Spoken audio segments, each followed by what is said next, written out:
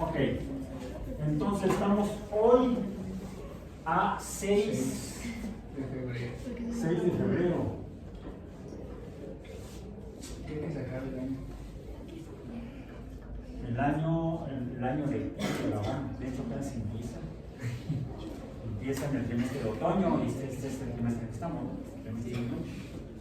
De 2024, aunque vivimos en física biológica, en el trimestre 23O. Iniciamos lo que sería el año lectivo de 3 trimestres de otoño, invierno, primavera. ¿Sí? Otoño, invierno, primavera. Terminando este trimestre, pues estamos en la semana 11, iniciando la última semana del trimestre 23O. Terminamos entonces, hoy es 6, 7, el día 8, será el jueves 8 será el último día de clases de nuestro curso. El último día de clases del trimestre 23O será el 9 de febrero. La siguiente semana, la semana que empezará el 9, 10, 11, 12, la semana que empieza el 12 de febrero, del 12 al 12, 13, 14, 15 al 16 de febrero, será la semana de evaluaciones globales. Y termina el trimestre 23O.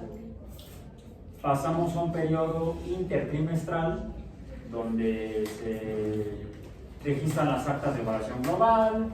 A aquellas personas que no acreditaron en la evaluación global, entonces tendrán la oportunidad de registrarse a las evaluaciones de recuperación para presentarlas en la semana 0 del trimestre 24I o invierno del 24. No recuerdo cuándo empezará el trimestre 24 y empieza, aquí tengo el calendario de la UAM, aquí lo consulto rápidamente y estoy viendo que febrero entonces termina las evaluaciones globales, estamos el día 16 de febrero. Y tenemos 2 semanas, las últimas 2 semanas de febrero como periodo intertrimestral. Las evaluaciones de recuperación serán la semana del 20 al 23 de febrero.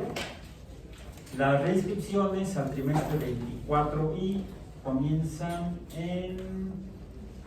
precisamente el 22 de febrero. 22, 23 y 26 de febrero. Sí, no, creo que termina todavía hasta el 28. Y iniciamos el trimestre 24I o 24 invierno el 5 de marzo. 5 de marzo. Sería el segundo trimestre del periodo que va de otoño, invierno, primavera. Y el trimestre de primavera empezará. El trimestre de primavera empezará el 15 de julio. El trimestre de invierno comienza el 5 de marzo, termina el 24 de mayo. Luego tendremos el periodo de verano, vacaciones de verano, todo junio. Y regresamos el 15 de julio a el último trimestre de este ciclo, que será el trimestre de primavera, que empieza el 15 de julio para terminar ¿cuándo? El 27 de septiembre. Eso sería lo que sería 27 de septiembre. Termina el último trimestre de este año 24. Entonces vamos a terminar nuestro curso de este trimestre. Física biológica. ¿Qué es lo que hemos estado viendo en las últimas semanas? En las últimas 3 semanas previas. Vimos electricidad,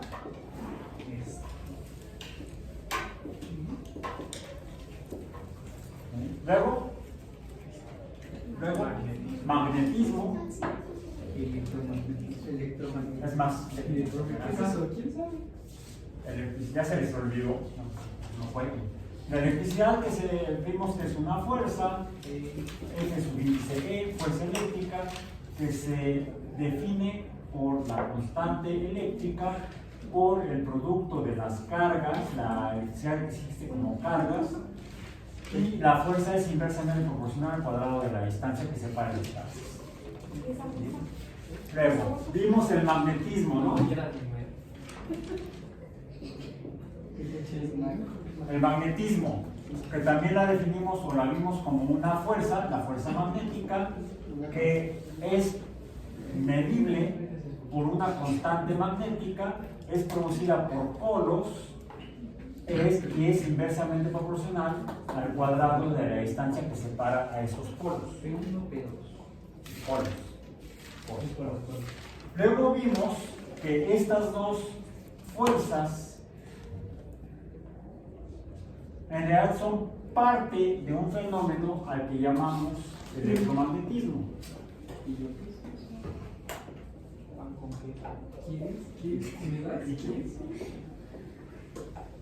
Y al revisar lo que es el electromagnetismo, que es la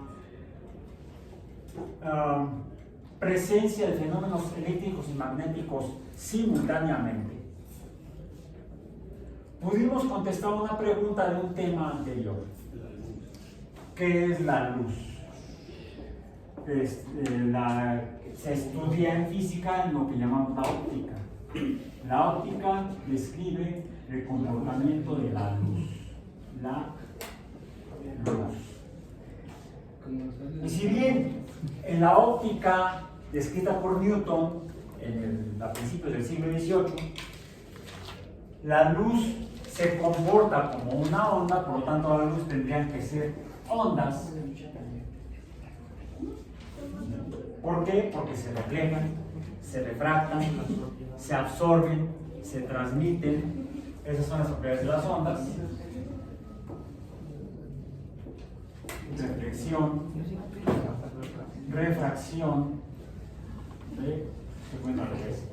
refracción, absorción. Por lo tanto dijimos transmisión.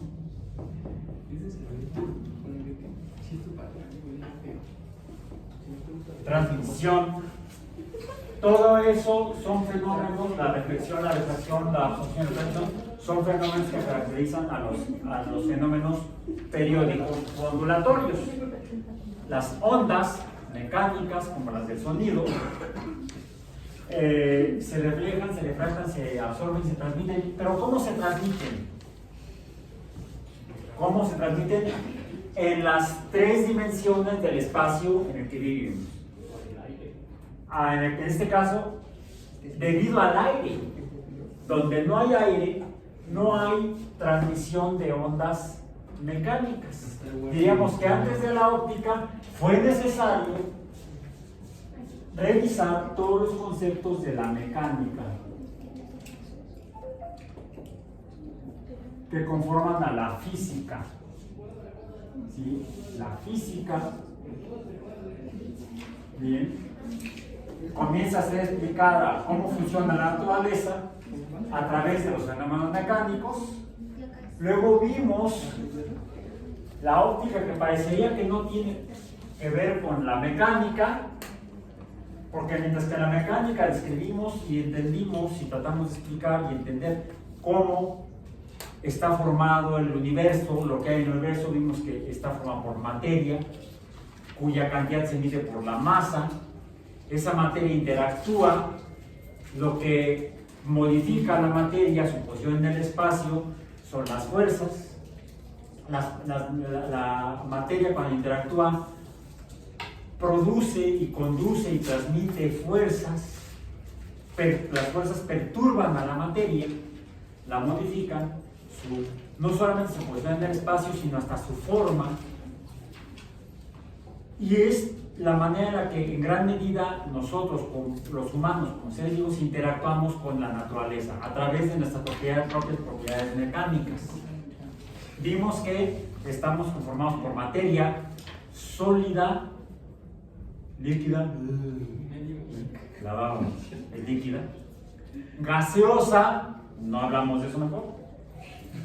Si tenemos conductos aéreos, conductos donde hay gases en nuestra anatomía, Típicamente, por ejemplo, en el aparato respiratorio, ahí hay movimiento de gases, tenemos las vías aéreas superiores, que son las que están aquí en la cabeza, principalmente en la cara o cerca de la cara. Se conducen hacia el resto del aparato respiratorio a través de ductos, pero también hay otros conductos, por ejemplo en el aparato digestivo, donde también hay espacios aéreos, hablemos así, espacios aéreos para no hablar de gases. Bueno, podemos hablar de los gases, mejor hablar de ellos que interactuar con ellos de diferentes maneras. La materia entonces se puede encontrar en tres formas, fue lo que vimos en la mecánica. Y estados intermedios, sólidos, líquidos, gaseosos y los intermedios, semisólidos, semilíquidos, no sé si medio gaseosos, semigaseosos, pero bueno. O semilíquidos, a veces están juntos, a veces observamos su presencia simultánea de los, sí, a veces salen premiados. Bien. Lo bueno es que pongan los videos que no son para menores de edad. Son clasificación B. Son medios científicos. Qué bueno, en fin. Espero que no se confundan y empiecen a bloquear los videos por entonces, pero cabría la pregunta de ¿qué es la materia? ¿Por qué en algunos casos es sólida? En otros casos se ve como se comporta como líquida y en otros casos como gaseosa en los estados intermedios. Anduvimos elucubrando en eso cuando desarrollamos todos los temas de la mecánica, la cinemática, la dinámica, la termodinámica, que son transformaciones de materia. La materia se puede transformar de estado en estado físico, de agregación al otro, de sólido a líquido, de líquido a sólido, de líquido a gas y de reversa. Pero también se transforma en algo más que tratamos cuando hablamos de termodinámica, energía. Principalmente en termodinámica, el calor. ¿Qué es el calor? Pues movimiento de materia, vimos. La materia pasa de sólido a líquido a gas porque aumenta su movimiento. Ese movimiento lo interpretamos como produce cambios, entonces son fuerzas. Las fuerzas que causan cambios, dijimos en mecánica que se llaman energía o son energía. Entonces, lo que cambia cuando una materia cambia de sólido a líquido a gas es la energía que hay en la materia. Pero ¿cómo es esa materia? ¿Cómo está hecha? ¿Y de qué está hecha? Es algo que aunque ya nos lo han dicho en la escuela, al menos desde la secundaria, y hasta lo repetimos y lo ponemos en los exámenes, realmente entendemos lo que es y por qué en algunos casos está en una forma y en otros casos en otra. Y más importante que eso, ¿cómo llegamos a saber eso los humanos? ¿Fue por iluminación divina? ¿El dedo de Dios? ¿Cómo está la pintura aquella? La que está allá en el techo, en una capilla. La capilla sí, no están así. Bueno, no me acuerdo. Esa obra pictórica fabulosa de alguien que no sabe pintar, que era escultor. Leonardo. Miguel Ángel era escultor, no era pintor. Pero cuando el Papa te dice que lo hagas, lo haces, o te vas al infierno. Entonces, para no irse al infierno, se convirtió en pintor y hizo una de las obras pictóricas más fabulosas en la historia de la humanidad. Pero, ¿cómo supimos esto? Luego, de manera aparentemente mágica, brincamos de hablar de materia y calor, energía, a hablar de luz. ¿Cómo decimos? No, antes de la luz, hablamos lo último que hablamos de la parte de la materia fue precisamente de las ondas, pero de las ondas mecánicas, la materia que vibra y que entonces produce ondas, pueden ser ondas longitudinales o transversales, que como mencionaste se requiere materia para que estas ondas, las ondas acústicas, se transmitan. De hecho, debido a eso, no toda la onda se transmite, sino que parte se queda en algo de la materia, se absorbe. O a veces se va chueca, cambia su dirección porque interactúa con la materia. Cuando la materia con la que interactúa es de diferente densidad, se llama refracción, o a veces simplemente choca y se desvía. Le llamamos reflexión. Y repito, de repente empezamos a hablar de luz. ¿Y qué dijimos que era la luz? Nada más dijimos que se comporta como ondas. La fuerza de... No, pero también, vamos a pasar otra vez. No faltaba el spoiler de hoy. El de avanzado. Así es.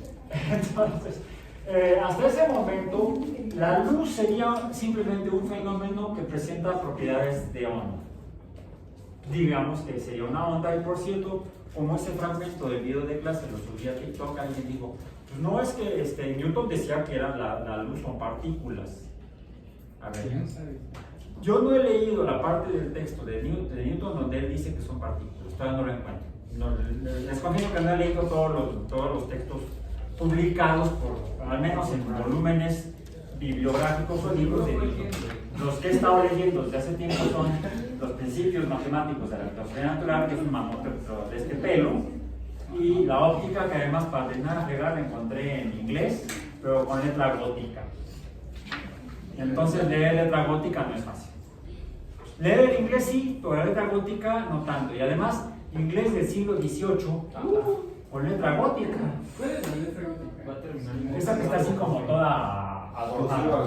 Sí, un montón de colitas y cabecitas. Ay, mejor. La letra toda garigoleada es la letra, una forma de ese tipo es la letra gótica. Oye, decimos siete. Maestro, pero no entiendo. Ahí hay sonido, ¿no? A ver, vamos a escuchar acá, vamos a escuchar el sonido. Por ejemplo, las ondas del sonido necesitan a la tierra para poder transmitirse. A Por diferencia, conservación del momento, diríamos. Ajá. y a diferencia de la fuerza electromagnética, bueno, que es lo que Vamos a produce llegar la acá, luz, sí. no necesita de cierta materia, sino al contrario, digamos que puede seguir hasta que haya algo que la absorba. Algo con lo que interactúe de alguna manera. Ajá, pero no necesita un medio para transportarse. No sé, vamos a tratar, vamos a discutir bien. Algo que procuro yo hacer, primero como científico, porque sí estudié una carrera científica, me gradué, me titulé, luego estudié el posgrado en ciencias, debería ser científico, si no estaría yo perdido. Y luego he hecho investigación científica, sí, y además participo como docente en ciencias. En ciencia, no en ciencias, por ejemplo, en ciencias ocultas. No, siempre las encuentro. Siempre las encuentro. O casi siempre. Además de que luego me puse a estudiar qué carambas es la educación, empecé a trabajar en eso y no sabía ni qué era. Simplemente hacía lo que veía que hacían mis maestros, y después mi hermana me regañó y me dijo, Raúl, ponte a estudiar. Porque lo que me dijo es que estaba haciendo era lo mismo que hacían mis maestros, que estaba mal, ¿verdad? Funciona a veces, muchas veces sí funciona a pesar de los pesares. Saben que en educación la mayoría de las veces, la mayoría de la gente que trabaja en educación no sabe ni lo que está haciendo. Funciona. Y esto incluso lo mencioné ya hace algunos años, bastantes años, hace como más de 20 años. Hace más de 30 años, todavía no hacía nunca. Sí, fue en un congreso sobre educación bioquímica. En el Congreso Nacional de Educación Bioquímica, no me acuerdo dónde fue, creo que fue en Morelia. Pero empecé yo a hacer algunas participaciones, estábamos ahí todos reunidos, bioquímicos, que trabajábamos en educación universitaria.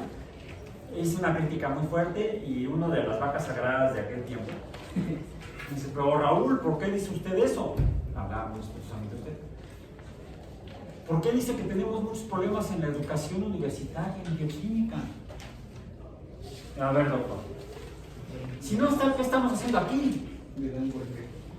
¿Para qué nos reunimos en un congreso a discutir sobre educación si no hay problemas? Si todos somos felices y miel sobre hojuelas, no hay problemas. Mejor vámonos a, no sé, vamos a la playa, ¿no? Pues sí. O a la disco, no sé. ¿No? Así le decíamos entonces, no le decíamos antro, le decíamos la disco. Y entonces el doctor Vacasagrada se quedó así. No me pudo desmentir. Si estábamos reunidos en un congreso discutiendo sobre educación es porque algún problema podría haber por ahí. Un problema importante es la formación de profesores, o más bien la falta de formación de profesores y profesoras, de docentes, la falta de formación de docentes, de personal docente, en educación, en ciencia en particular, y en ese caso en bioquímica. Porque para ser profesor de bioquímica en la universidad, lo único que necesitas es salir de la universidad, haber estudiado medicina, odontología, química, biología, y entrar a trabajar en la universidad a dar clases. Era lo único que se requería entonces para poder ser docente de bioquímica en una universidad de México. Fue como lo hice yo. Terminé mi carrera de biología, presenté mi concurso aquí a la UAM, gané el concurso, y de los dos primeros cursos que empecé a dar fueron química orgánica y bioquímica. Y yo no sabía ni qué caramba sea la educación.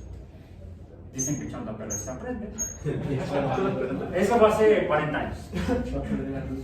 Sí, generaciones de alumnos. Sí, hasta. No. Todavía tengo el agrado de encontrarme exalumnos de aquellos años y ninguno se ha atrevido a reclamarme. No, uno vivo. todos murieron, no, en las ocasiones en las que me he encontrado con exalumnos, y no tenía por qué mentirles, o tal vez sí, no. Todos me han dicho, profesor, muchas veces, ¿todavía se acuerdan de las clases que les, todavía se acuerdan de los exámenes que les puse y no me lo perdonan? No, fui aprendiendo poco a poco cómo hacerlo mejor, que aprendieran mejor, que entendieran mejor, gracias a mi hermana, psicóloga. Y se acuerdan muy bien hasta de los exámenes que les puse, porque me dicen es que sí, me ayudó a entender mejor. Me traumó desde entonces, he tenido que pagar terapia. Sí, 2 años. Entonces, pero el punto es este. Lo que procuro yo no es revisar los temas que están en los libros como están en los libros, sino de hecho aplicar lo fundamental de mi formación profesional. ¿Cuál es? La ciencia. ¿Y qué es la ciencia? Preguntarse el qué y el por qué de todo.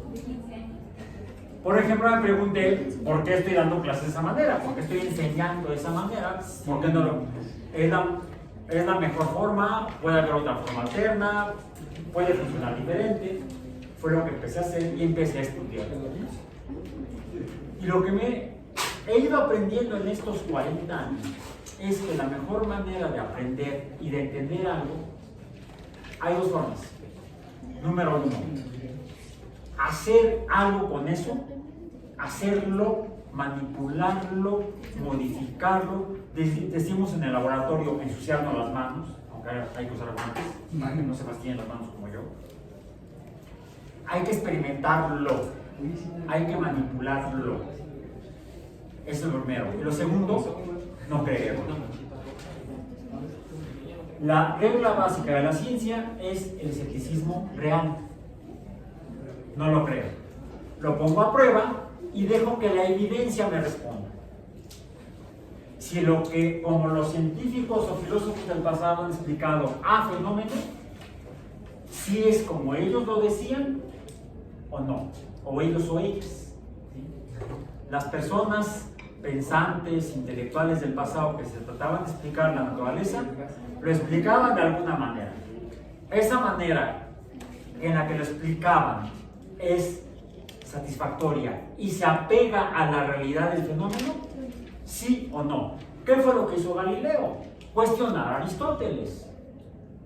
¿Y qué fue lo que encontró? Que Aristóteles estaba equivocado. Y propuso una nueva explicación. Con esa explicación, y de alguna manera similar, ya hablamos de él, Copérnico se cuestionó si lo que había explicado siglos antes, Ptolomeo era verídico de cómo están las estrellas alrededor de la Tierra, y lo que encontró fue que Ptolomeo se había equivocado. Copérnico, Galileo, Kepler, pues cuestiona a Ptolomeo y a Copérnico. Por un lado, confirma que Copérnico está en lo cierto al refutar a Ptolomeo. Los cuerpos, no saben para qué eran cuerpos, las estrellas, los astros, no se movían alrededor de la Tierra, sino que se movían alrededor del Sol. Pero el mismo Kepler cuestionó el modelo de Copérnico, la hipótesis de Copérnico. Ok, las observaciones que he tomado de Tycho Brahe y que interpreto matemáticamente, geométricamente, me apuntan a que Copérnico está en lo correcto y Ptolomeo está en lo incorrecto. Entonces, pero lo que está diciendo Copérnico es completamente correcto. Los datos de las observaciones que consiguió de Tycho Brahe demostraron que, a pesar de que Copérnico estaba en lo correcto, de que los astros se movían alrededor del Sol y no de la Tierra, estaba equivocado en la forma en la que se movían alrededor del Sol. No era en círculos, sino en elipses. Entonces, la ciencia es una forma de conocer a través de preguntar, de cuestionar, poner todo a prueba y de verificar que la afirmación previa es correcta o incorrecta o más o menos. Porque sí, Copérnico estuvo más o menos, unas cosas correctas, otras cosas incorrectas. Kepler hace una primera explicación, las primeras dos leyes de Kepler, pero se queda a medias, y es Newton quien termina de dar la explicación con una ecuación similar de cómo se mueven los astros. Similar en forma. La fuerza gravitacional, la fuerza de atracción entre los astros, depende del cuadrado de la distancia que los separa y de las masas que los conforman. Y es así como se conoce y se hace con ciencia, con la ciencia. Y eso es lo que yo trato de poner aquí en el aula. Todo lo cuestionamos, todo lo cuestionemos, no nos creamos nada. A veces los experimentos salen, ya vieron la clase pasada, hubo un experimento que no salió. Lo traté de repetir hace rato en mi currículo, tampoco me salió. A pesar de que les comenté que lo hice antes de venirme la clase pasada con el profesor Kerber, y sí funcionó, a veces sale, a veces no sale. El de la mina de grafito del... No, sí se calentó, pero no emitió luz. Bueno, regresemos avancemos para acá. Entonces, la óptica hasta donde la describió Newton, el comportamiento de la luz, la describió como si fueran ondas mecánicas. Porque ya sabía Newton que efectivamente el sonido depende de la presencia de materia. Se conduce más rápidamente en los sólidos que en los líquidos, que en los gases. Eso ya nos daría una información de cómo está conformada la materia. La materia sólida está más compacta, por eso la transferencia del momento en pequeños choques es más rápido que cuando la materia está separada. Tarda uno en llegar, colisionar con pasarle su momento y poner en movimiento a la que sigue. Quizá por eso el sonido viaja a menor velocidad en gases que en líquidos, que en sólidos. La materia está conformada por cositas, había dicho un filósofo, otra vez griego, de hace más de 2000 años, 2500 años más o menos, Demócrito de Abdera, que si cortamos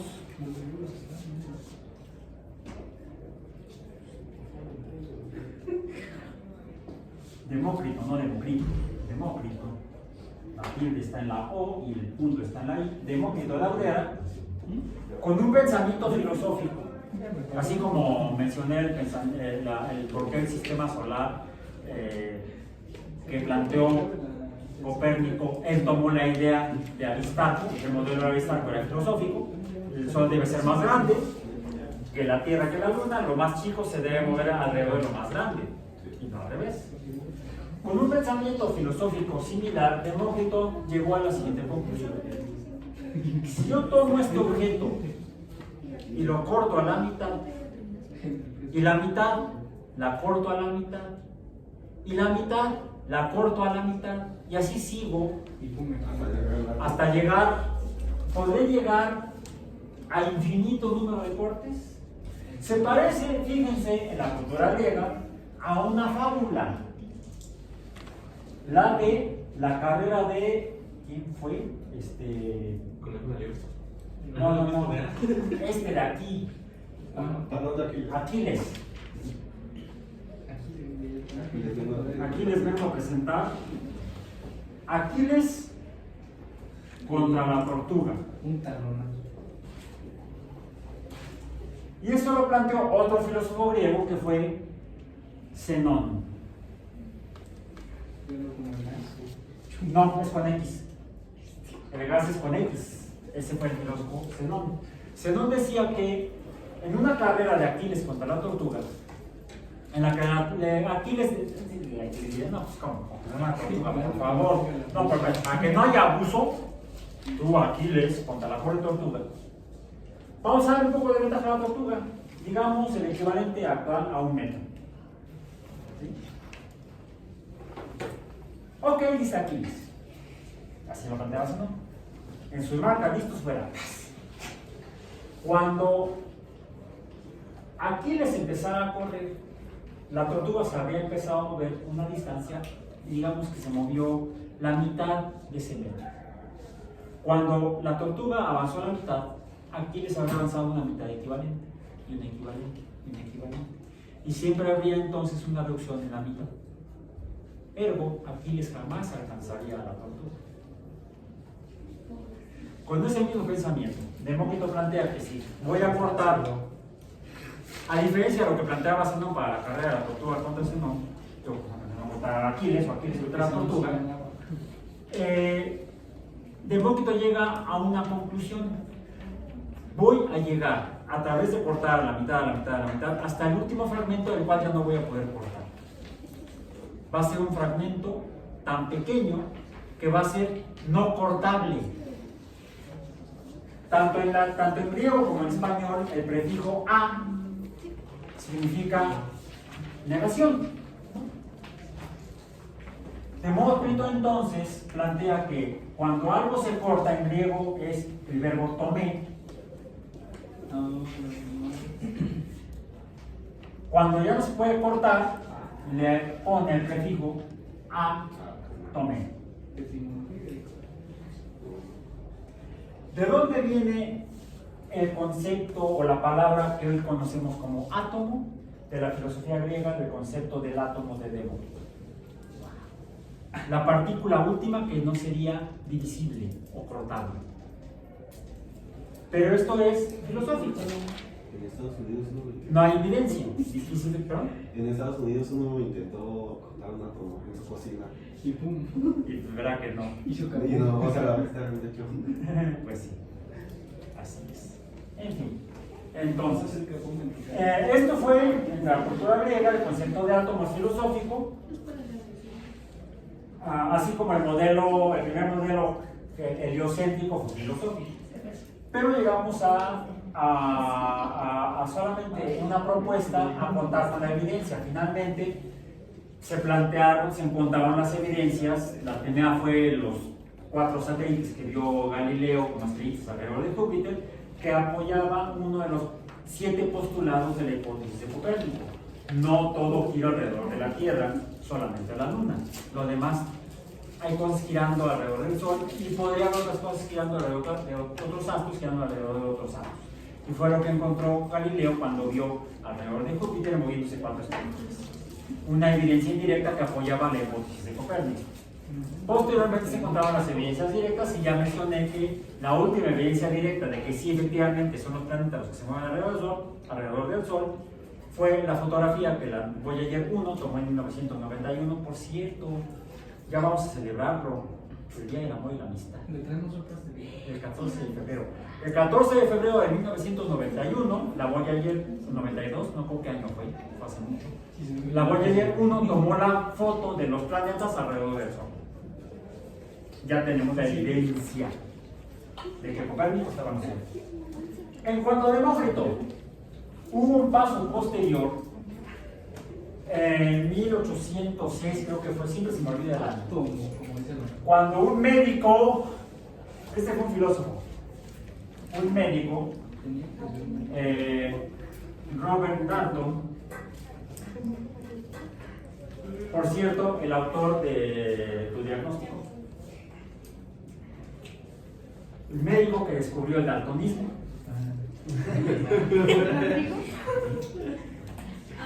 Ya te diagnosticaron. es importante cómo evoluciona incluso el conocimiento biológico. Esto fue en 1806 más o menos, pero no lo del daltonismo, sino la propuesta de Dalton, que era médico, de que los átomos existen y que conforman, son la materia elemental del universo. ¿Sí? Mismo siglo XIX, décadas después, se funda la biología por los trabajos de Darwin, la teoría de la evolución, y los trabajos de Mendel, el descubrimiento del fenómeno del gene, la transmisión de la herencia biológica. Bien. Hay, en la información biológica, se transmite todo cómo van a ser los seres vivos, pero hay errores o cambios en la transmisión de la información. Esas se llaman mutaciones y hacen que no siempre se transmita la información de manera literal, sino que hay cambios. Esos cambios son mutaciones y hacen que haya diversidad o variabilidad en el comportamiento de los fenómenos biológicos. De ahí que algunos tengamos cabello, bueno, ahorita lo tengo medio alaciado porque traigo el gorro de lana, pero normalmente mi cabello es rizado, más o menos rizado. En realidad es casi siempre como yo, un caos. Hay quienes tienen el cabello rizado natural, y hay quienes tienen el cabello alaciado natural, hay quienes no tienen cabello. Pero cuando lo tuvieron, tuvo alguna de esas formas, alaciado, intermedio, rizado. ¿De qué depende? De la herencia genética, es decir, de cómo la información biológica le dice a las células de un mamífero que tenga cabello, que tenga pelo, que genere pelo en el cuerpo en diferentes regiones, o cómo no lo produzca en esas mismas regiones. De hecho, porque como póngidos somos los únicos póngidos, ¿sí? Simios, desnudos, sin pelo en el cuerpo. Bueno, si tenemos un pelo vestigial, los viejitos esos que aquí yo tengo como 3. Lampiño. Sí, lampiño. Lampiño es mi paisano brasileiro. Entonces, eso son expresiones de la variabilidad en el mensaje, en la transmisión de la información biológica, de padres a hijos a nietos, mediante los genes que matemáticamente los concibió, los descubrió como concepto Mendel, en el mismo siglo en el que Dalton previamente había propuesto la existencia de la partícula última en la que conformaría la materia, el átomo. Bueno, hay algunas mutaciones más frecuentes y otras menos frecuentes. Eso depende de cómo están codificados esos genes en el mensaje biológico genético, vamos a decir. Hay mutaciones más frecuentes, mutaciones menos frecuentes. Hay mensajes más frecuentes, mensajes menos frecuentes. Por ejemplo, el daltonismo es hereditario, pero es muy infrecuente. Yo tengo 62 años de edad, voy para 63. Y estudié biología, me titulé hace 40 años. Y en 40 años como biólogo profesional, solamente he conocido a 2 personas, así en persona, que presentan daltonismo. Ya son 3. Ya son 3. No, contigo son 2. Tira lo que loco. El primero lo conocí, yo no sabía que era daltónico cuando lo conocí, nos conocimos en la primaria. Años después nos volvimos a encontrar aquí en la universidad, porque yo ya estaba estudiando biología, él entró a estudiar hidrobiología, mi viejo amigo de la primaria, el cual también era buzo, estudió buceo cuando estábamos en la secundaria. Ya después fue hasta buzo profesional, un buzo profesional que fue hidrobiólogo además. Bueno, empezamos a interactuar ya, bueno, de hecho nos volvimos a dejar de ver cuando terminamos la carrera, y nos volvimos a encontrar hace como unos 10 años más o menos. Y fue hasta entonces cuando me dijo que estábamos haciendo algo, no, estábamos trabajando ahí juntos, y digo, no es que tal cosa, pásame eso de tal color. Se me queda viendo. ¿Cuál? Sí, por si algo, la verde o la roja. Me dice, Raúl, soy daltónico. Así como el chinito, ¿no? 50 años de conocernos y no me había dicho que era daltónico. Y hasta entonces me enteré que él era daltónico. Manolo se llamaba, ya falleció. Manolo era daltónico. Entonces, gracias por darme más datos biológicos. Efectivamente es muy infrecuente, pero Dalton lo diagnosticó como médico. Casualmente nunca lo relacionó con lo que la mayoría de la gente que no es médico o padece de daltonismo, no le parece, presenta la característica, porque no es una enfermedad. Sí, a veces es un problema porque no encuentra las cosas de color, ¿sí? Correspondiente, pero no es una patología, es una variación genética. Como tampoco es una patología tener cabello lacio o rizado, son variedades biológicas. Lo que pasa es que existe mucho prejuicio social hacia ciertas variedades. Le llamamos discriminación. A veces por el color de la piel le llamamos racismo. No hay evidencia científica que sustente ninguna postura discriminatoria en las sociedades humanas. La ciencia puede explicar el comportamiento humano incluso a nivel social y desmontar discursos socialmente aceptados y ponerlos en evidencia como falsos. No hay sustento científico para discriminar a la gente por ningún motivo. Todo eso es simplemente cultural, desafortunadamente. Entonces tenemos las personas que formamos parte de la comunidad científica en el mundo y ustedes que ya forman parte de la comunidad científica al ser estudiantes de una carrera profesional científica, ya forman parte de esa comunidad, tenemos una responsabilidad ante la sociedad para que la sociedad entienda a la manera de la ciencia cómo es el mundo, cómo son las sociedades humanas y cómo debemos cambiar conductas humanas que son nocivas para la humanidad. Bueno, pues, Dalton plantea la existencia del átomo, aunque nunca nos dice cómo es. Él lo que sabe es, con base en el trabajo previo de la alquimia, que había permitido descubrir que había sustancias esencialmente diferentes, elementalmente diferentes, presentaban propiedades intrínsecas únicas que hacían distinguir, permitían distinguir a unas sustancias de otras. Por ejemplo, al oro del hierro, al hierro de la plata, a la plata del aluminio, al carbono del silicio, al azufre del fósforo, al sodio del potasio. Todos estos elementos que les estoy mencionando se conocen desde hace miles de años antes de que se desarrollara la ciencia moderna. Y ya los antiguos, sin hacer uso de la cual llamamos ciencia formalmente, ya sabían cómo obtener cobre, hierro y usarlos para fines diversos porque presentan características diferentes. Ya lo mencionamos, el cobre es muy maleable, se deforma fácilmente. El hierro no, el hierro es más resistente mecánicamente a la deformación. El aluminio es menos denso.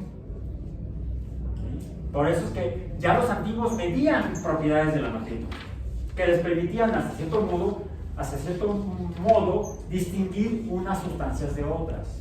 Pero ¿de qué estaban hechas? ¿Cómo estaban hechas? Aristóteles nos dio una respuesta. Hasta es una banda rockera de los 70s. Do you remember? September. No estamos en febrero. Se llama Septiembre y la canción es de una banda que se llama Earth, Wind and Fire. Le van a meter copyright. Me faltó, sí, es cierto, ¿verdad? Ya están. Me han mundiado varios videos, tanto en TikTok como en Instagram, como en Facebook, en todos lados. Entonces ahora voy a hacer Earth, Wind and Fire. Tierra, viento y fuego. Habría faltado un cuarto según Aristóteles, pero como nada más eran 3 monitos en la banda, les faltó el guitarrista, no sé. ¿Cuál es el otro? No sé. No, el otro músico, no, el otro elemento, aristotélico. Curiosamente, esta visión se compartió en varias sociedades del viejo mundo o de Eurasia, vamos a decir. Agua de esa no. Tampoco el agua bendita. Tampoco el agua ardiente, esa es otra. Entonces, sería tierra, viento, fuego y agua, o aire en lugar de viento, es lo que los aristotélicos planteaban que conformaba todo en la naturaleza. Pero ya en tiempos de Dalton, principios del siglo XIX, ya la gente, al menos los alquimistas y los mismos nacientes químicos, Dalton siendo médico funda la química a partir de la alquimia.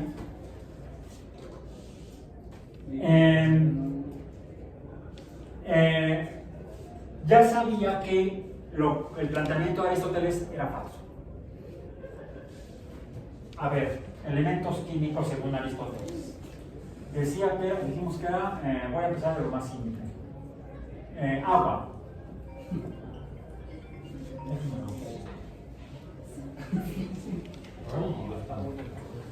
Agua, decíamos luego qué? Viento, maestro. Tierra, ¿y cuál era el otro? Fuego. Ahora sabemos que el agua, ¿qué es? El agua es una sustancia conformada por 2 elementos químicos: hidrógeno y oxígeno. Voy a ponerlo así nada más. El viento sería el aire en movimiento. Eso sería la segunda banda de rock, pero era más bien Motown, eran afroamericanos. Era del movimiento Motown porque eran de Detroit, el pueblo de los motores, las fábricas de autos. O sea, el sonido Motown. Al segundo de esos 3, agua, aire, tierra y fuego. ¿El aire qué es? No, es una mezcla de gases, son gases. Ahora sabemos que en la Tierra el más abundante es nitrógeno, oxígeno, 78%, 21% y un 1% de muchos otros, incluyendo vapor de agua. Está dentro de ese 1%. ¿La Tierra qué es? Pero con minúscula. Pero la Tierra es un planeta que tiene tierra en la superficie. Esa tierra que está ahí, ¿qué es? Es una mezcla de material no biológico y biológico incluso. ¿Sí? Es lo que en ecología llamamos materia abiótica y biótica. Abiótica, los minerales; biótica, los no minerales, ¿no? Hasta los desechos orgánicos, cadáveres de organismos, todo. Bien. ¿El fuego qué es? Y el fuego nos hace llegar acá. Era lo que te iba a preguntar. Una idea no loca. Puede ser, posiblemente sonará muy estúpido lo que voy a decir, pero no podríamos considerar que la luz puede ser otro estado de la materia. Vamos a ver ahorita que no. Según yo, que cuestiono a los físicos. Recordemos, yo no soy físico. Vean, qué físico ni qué nada. Soy biólogo. Soy biofísico químico.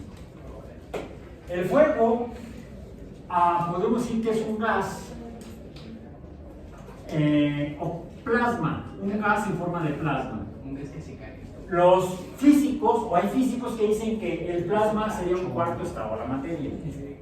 Yo voy a presentar las evidencias de que esa afirmación no es correcta. ¿Cuál es? Bien. Finalmente, vimos hasta la semana pasada el electromagnetismo, porque previamente habíamos demostrado a través del experimento de Ørsted que la electricidad y el magnetismo forman parte de un mismo fenómeno, porque la electricidad produce magnetismo y el magnetismo produce electricidad. Y tienen esta forma matemática y se expresan, hasta lo podemos ver, de forma experimental al observar, ahí está, que tenemos, decíamos, en el centro un poste del cual salen cargas negativas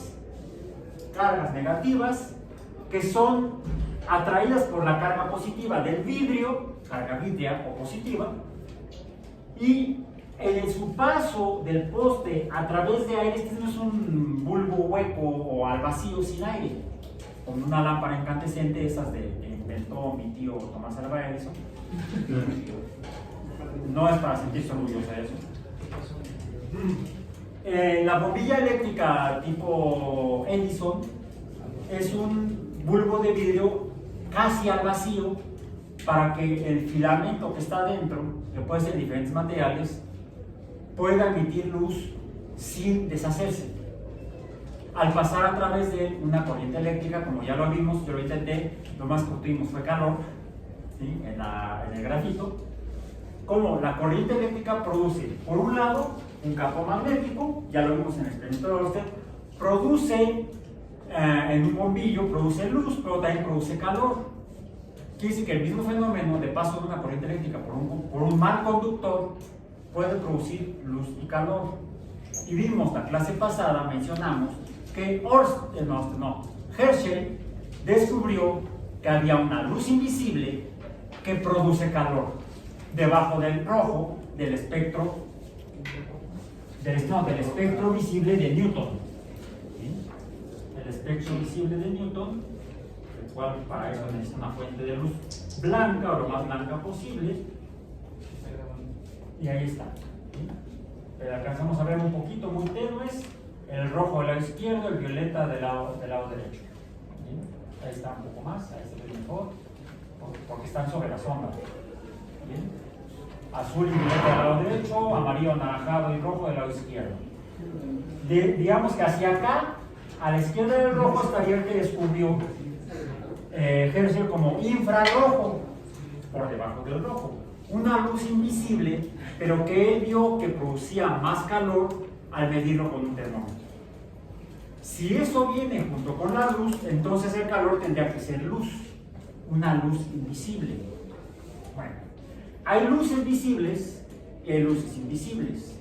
Y mostramos que aquí hay otra luz invisible que está aquí en medio, que es una fuerza que se produce por la fuerza eléctrica, por la fuerza magnética. La luz le llamamos electromagnetismo. La luz sería entonces un fenómeno electromagnético. ¿Cómo se mueve alrededor en las tres dimensiones? En forma esférica, radial, por eso le llamamos radiación electromagnética, como todas las ondas se emiten de forma radial. Me escuchan aunque yo esté hablando hacia el pizarrón, porque el sonido sale de mis cuerdas vocales y se expande en forma radial. Es otra propiedad de las ondas, se expanden en forma radial. Es radiación mecánica, la luz sería radiación electromagnética, e incluso hay invisible. Y es una fuerza que produce cambios. Las fuerzas producen cambios. ¿Cuál cambio?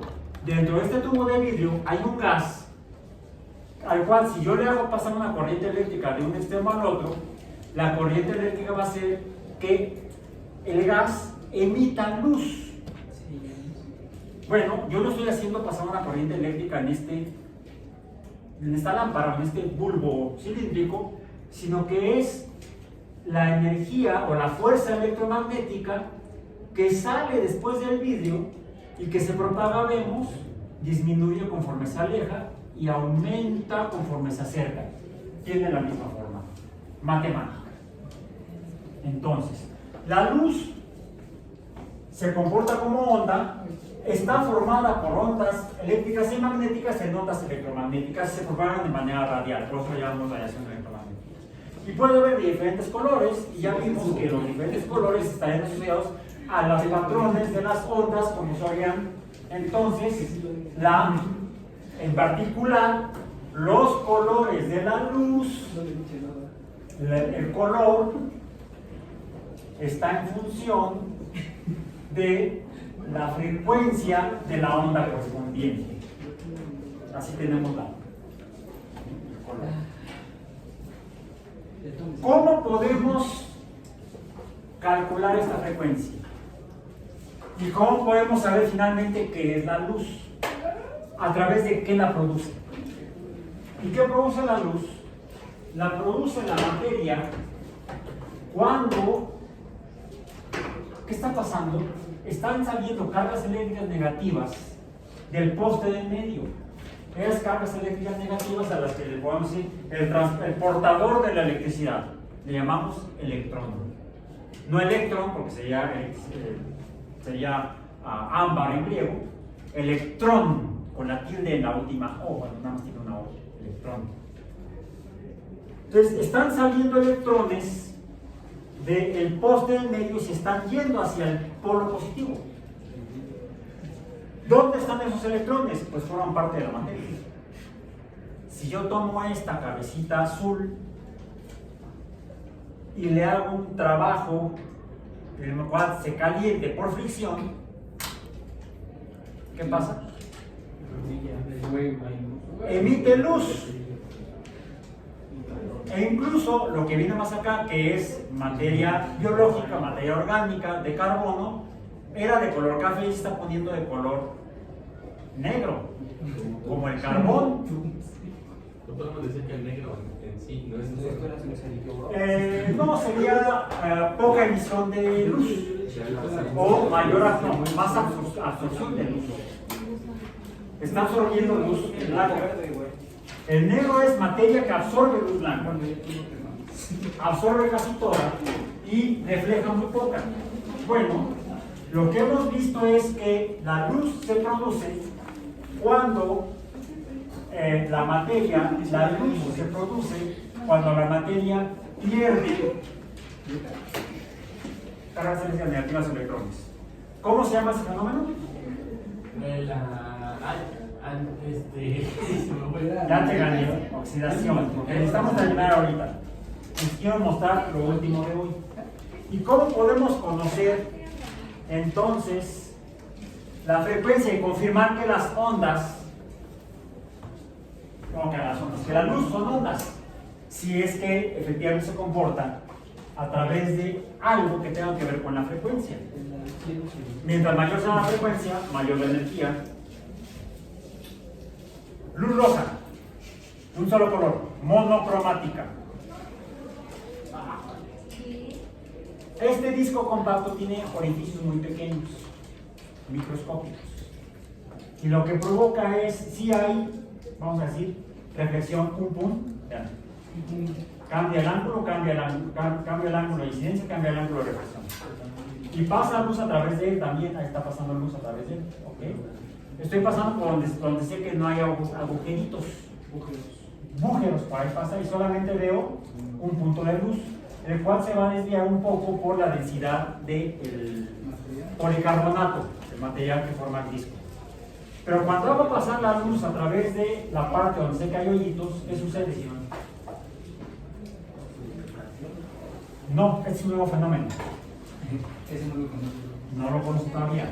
Se llama difracción.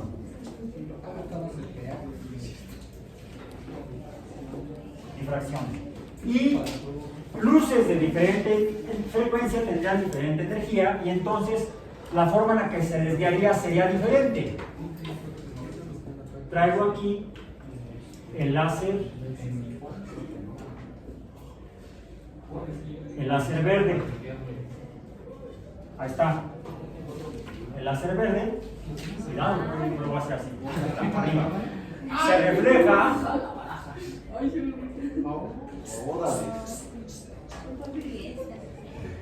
Fiesta, fiesta. Y Produce más puntos de luz al pasar por el mismo orificio.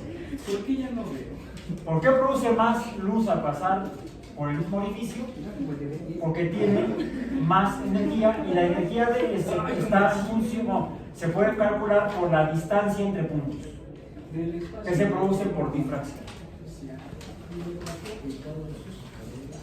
Eso es lo que nos está diciendo, es que cada color de luz tiene una cantidad exacta y precisa de energía. Cada proceso de pérdida de electrones tiene una cantidad exacta y precisa de energía. Y esa cantidad es la que Max Planck encontró, calculó y definió como cuánto o quantum. Bueno, será que se confunde. Esto según Max Planck. ¿Cuánto es una cantidad de energía que está en función de la frecuencia y una constante, que es la constante de Planck? Y es una frecuencia para cada electrón. Una frecuencia para cada electrón. Y si cada electrón tiene una frecuencia diferente, tiene una energía diferente y va a presentar un color diferente. Cuando la pérdida de ese electrón por la materia, cuando la oxidación de esa materia de X electrones se produzca por algún trabajo físico, que puede ser mecánico, fricción, como en el cerillo o cerilla, o puede ser trabajo eléctrico, trabajo electromagnético, trabajo térmico. Todos esos que produzcan oxidación van a producir emisiones de luz visible. Otras modificaciones en la materia que estaría conformada, entre otras cosas, por electrones, por otras perturbaciones, por otras fuerzas, provocarán otros cambios de energía en la materia y entonces emitirá luz o electromagnetismo, radiación electromagnética con diferentes cantidades de energía. Algunas serán visibles, otras serán invisibles. Y eso trataremos de verlo mañana. Por hoy terminamos. Mañana es